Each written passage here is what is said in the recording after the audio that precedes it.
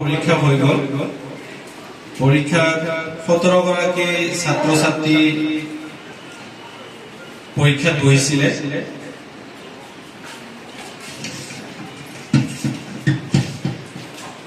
আমাৰ ক্লাস 6 সিটৰ সংখ্যা আছে মাত্ৰ 20টা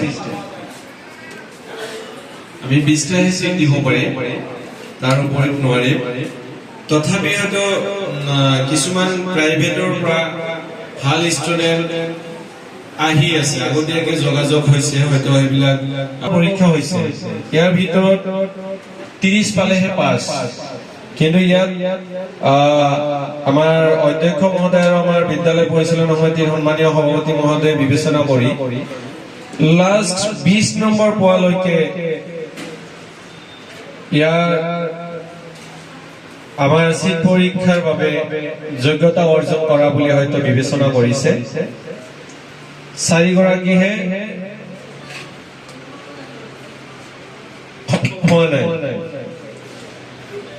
মানে 17 জনৰ ভিতৰত 13 জনে পাইছে সিট 4 জনে পোৱা নাই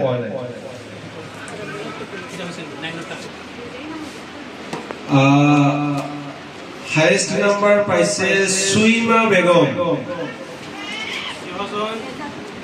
টোটাল পাইছে 59 মাৰ্ক এইজনী না আজি আশীৰ্বাদ স্বৰূপ আগবঢ়াব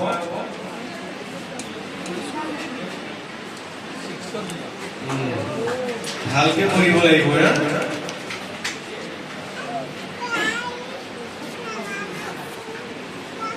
দ্বিতীয় স্থান অধিকাৰ কৰিছে জেসমিনা খাতুন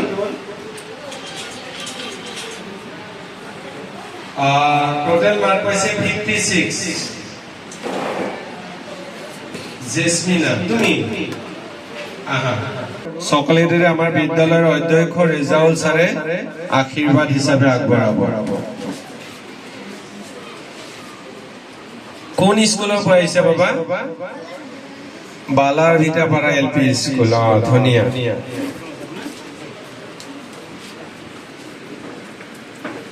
তৃতীয় স্থান অধিকাৰ কৰিছে Rashidul Ahmed enrolment number 1011 Rashidul Ahmed total number পাইছে 50 আমাৰ বিজ্ঞান শিক্ষক উমৰ ফাৰুক আহমেদ স্যাৰ আগবঢ়াব এইটো এই তিনিটা আছে ফাৰ্স্ট সেকেন্ড আৰু থাৰ্ড তাৰ পিছৰ কিটা হয়তো আছে আমাৰ ৰুকসানা আহমেদ চতুৰ্থ স্থান অধিকাৰ কৰিছে 48 নম্বৰ পাইছে ৰশিদ উদ্দিন 45 নম্বৰ পাইছে জেরিফা ইয়াসমিন 39 পাইছে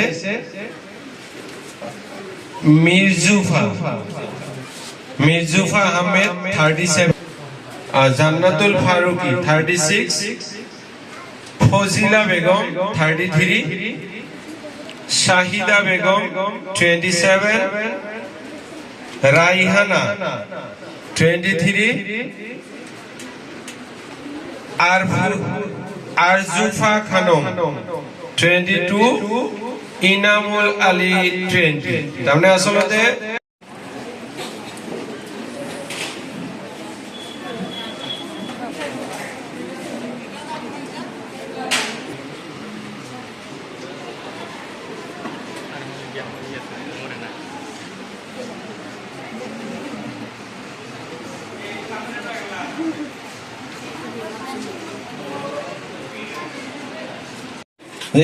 যিবিলাক কুৱেশ্যন দিয়া হৈছে আমাৰ ৰানিং পঢ়ি থকা 5-6 ল'ৰা ছোৱালীক যদি আমি বহাই দিওঁ ইয়াতকে ভাল নম্বৰ পাব ছুটি বিচাৰি এটা আবেদন পত্ৰ লিখিবলৈ দিয়া হৈছে তথাপি দেখি ৰিডিং কৰিব নোৱাৰে আৰু লিখিছে যিবিলাক ছাৰবিলাকে কৈ দিছে সেইখিনি লিখিবলৈ দিয়া হৈছে শ্ৰুতলিপি আৰু ডিক্টেশ্যন লিখিবলৈ দিয়া হৈছে তাৰ ভিতৰত আমি দুখৰে ক'ব লাগে যে অকল আমি গোটে স্টুডেন্ট এলাও কৰি দি আমি সেকশন বঢ়াই দি যেহেতু আমি দুৱাপাৰা চেণ্টাৰত বিগত বহুত বছৰ আমাৰ 21টা বেচ পাৰ কৰিছো।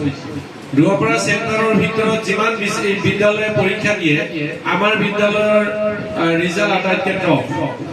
আমি এতিয়া বাপুজী নগৰত আহি আছো, আমি বিচাৰো যে আমি এই ধাৰাটো অক্ষুণ্ণ ৰাখি আমি টাউনত সোমোৱাৰ কাৰণে চেষ্টা কৰি আছো। আমাৰ বিহু ফিল্ড, বাপুজী নগৰ, শাস্ত্ৰী নগৰ আদি কৰি এই এৰিয়াটোত আমি সোমাব বিচাৰিছো। এই এৰিয়াত আমি তেতিয়াই প্ৰৱেশ কৰিব পাৰিম যেতিয়া আমাৰ ৰিজাল্টটো ভাল হ'ব।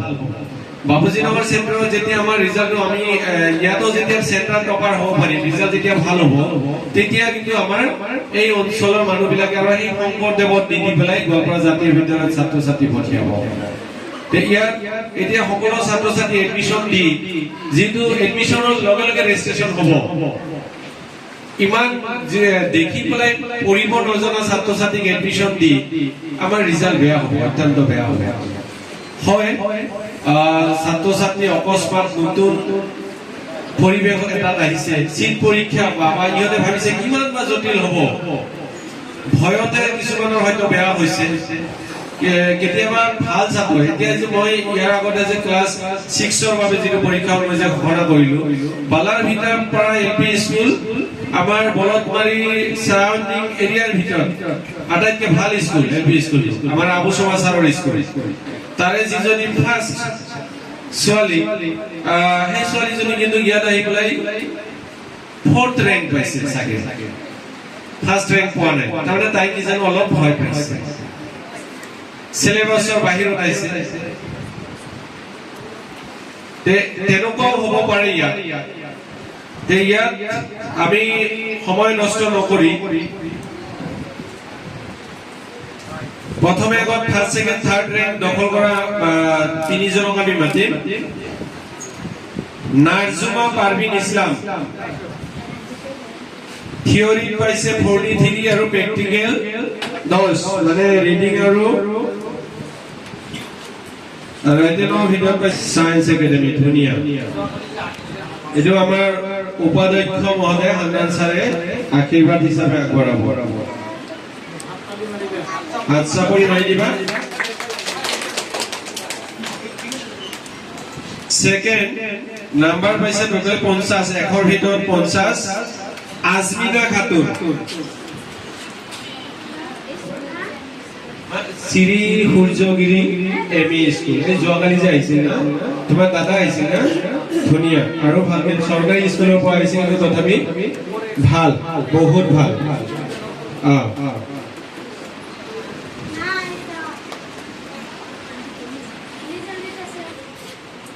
দিয়া আৰ্জুমা বাইদেউ দিয়ক।